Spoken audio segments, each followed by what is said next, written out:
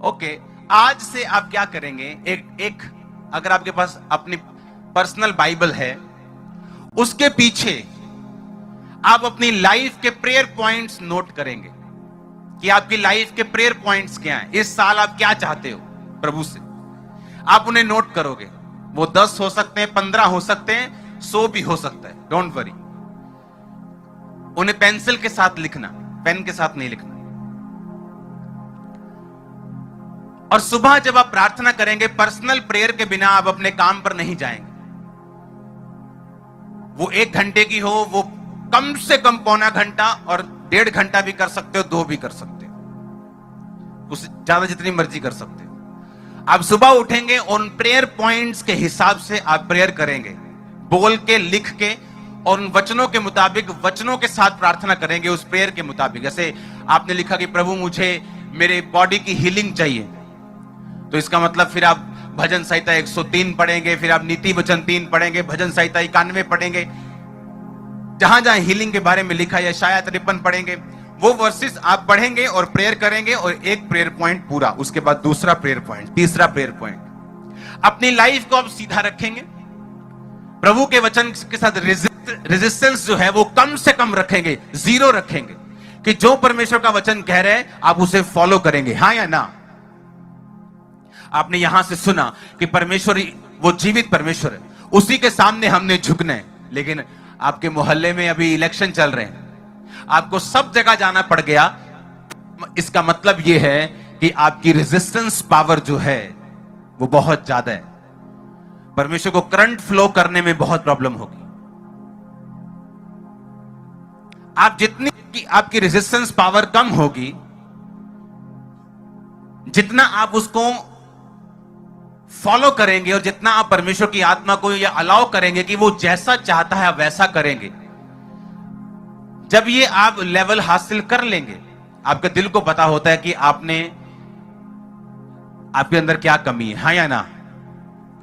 और जब आपको मालूम होगा कि मैंने कमियों पर काबू पा लिया, और आप प्रेयर पॉइंट्स के साथ प्रेयर करेंगे, आप हैरान होंगे।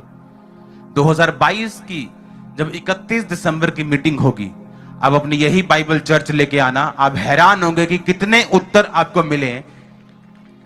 100% कईयों को उत्तर, 100%। आप हैरान होंगे परसेंटेज से।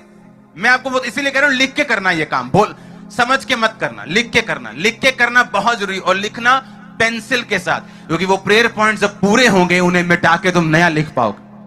आप नोट कर लो, वो मैरिज का हो, वो फाइनेंस का हो, वो हीलिंग का हो, वो सेवकाई के लिए हो, वो अपने फैमिली की साल्वेशन के लिए हो, एनीथिंग। परमेश्वर वो बल्ब जगाने के लिए तैयार है, बिल्कुल। वो पक्षपात तो करता नहीं, मैंने कोई रिश्वत नहीं दी कि उसने मुझे ब्लेस किया। परमेश्वर ने कहा वो शक्ल देखकर न्याय नहीं करता, वो पक्षपात करके न्याय नहीं करता। हर एक जाति जो धर्म का काम करता है वो उसको आशीषित करता है। आमीन। मैं परमेश्वर के वचन के लिए खड़ा रहा हूं। मैंने ऐसे ही क्रिश्चियंस लोग देखे हैं, क्रिश्चियंस, पर जब शादियां उनके घरों में होती, वो सारे रीति रिवाज वो पूरे करते हैं जो वो क्रिश्चियन होने से पहले करते थे, और बोलते हैं हम क्रिश्चियंस। मैंने अपने करीबी लोगों की लाइफ में देखा है, और मैंने मना कर दिया, मैंने कुछ नहीं करना ऐसा। और उनको फिर समझ आई कि अच्छा ये काम हम नहीं करते ये, क्योंकि हम जितना प्रभु के वचन को रेजिस्ट करेंगे, जितना लकड़ी बन जाएंगे, उतना करंट कम होगा। बाद में हम ही प्रेयर लाइन में खड़े होंगे, पास्टर जी काम में नहीं चलता, हो गए 7 साल। और उनके घर जाके देखो, उनमें और क्रिश्चियंस लोगों में, क्रिश्चियंस में और दूसरे लोगों में कोई फर्क नहीं है, उनमें और दूसरों में। बस फोटो उनमें कहीं और की लगी, इनके यीशु मसीह की लगी, बस फर्क यही, और कोई फर्क नहीं।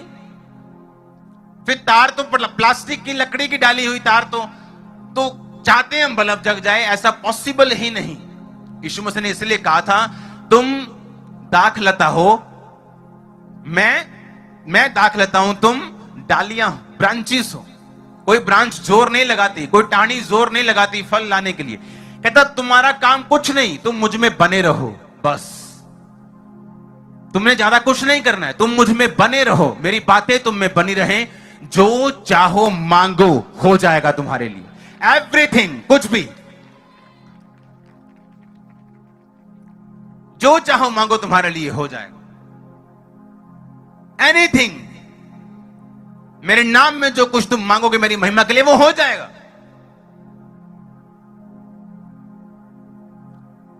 हालेलुया।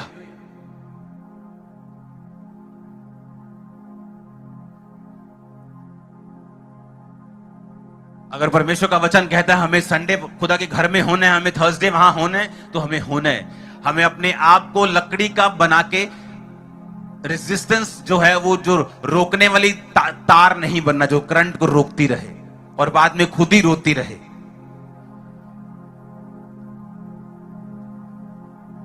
और जितना ज्यादा करंट फ्लो होगा वो तार उतनी ही महंगी होती है।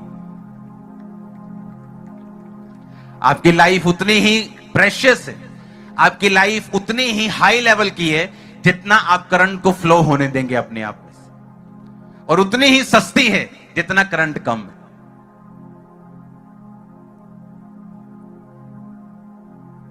अब परमेश्वर की उसकी जो पावर है वो कम नहीं हुई, पीछे से फुल वोल्टेज आ रही है। हां, पूरे वोल्ट का करंट आ रहा है कंप्लीट। अगर सही तार जुड़ गई तो शैतान के बाल खड़े कर दोगे तुम आज। वो पिक्चरों में देखते ना, बाल खड़े हो गए, करंट लगा, काला कर दोगे तुम उसको। ये वाला काला नहीं जो लोगों का रंग होता है, उसका मुंह काला कर दोगे तुम। आमीन। आत्मा का कोई रंग नहीं, ऊपर कोई रंग नहीं। आमीन। अपने पड़ोसी को बोलो,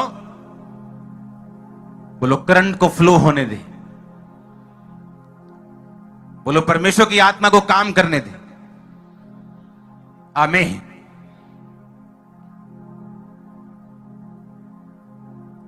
आप मेरी बात समझ रहे कि नहीं?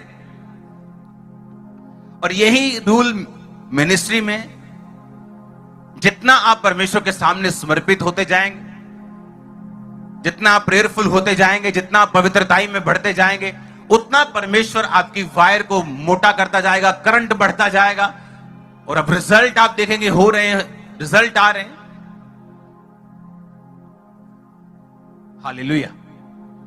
यहोशू को समझ आया कि हम कुछ नहीं, हमें सिर्फ यहोवा की बात सुननी है। अगर वो कह दे कि सबसे बड़े देश पे कब्जा कर लो, तो मैं तेरे साथ हूं, चला जा, तो वो हमारे साथ हम कर लेंगे। लेकिन अगर वो हमारे साथ नहीं तो हम छोटे से कस्बे से भी हार जाएंगे। परमेश्वर ने कहा, इस्राएलियों ने अपने शत्रुओं को पीठ दिखाई, उन्होंने शर्मिंदगी ली है क्योंकि उन्होंने मुझसे मुख मोड़ लिया। हम जैसे ही परमेश्वर से मुंह मोड़ते हैं, शर्मिंदगी फॉलो करती, पाप के बाद शर्मिंदगी फॉलो करती।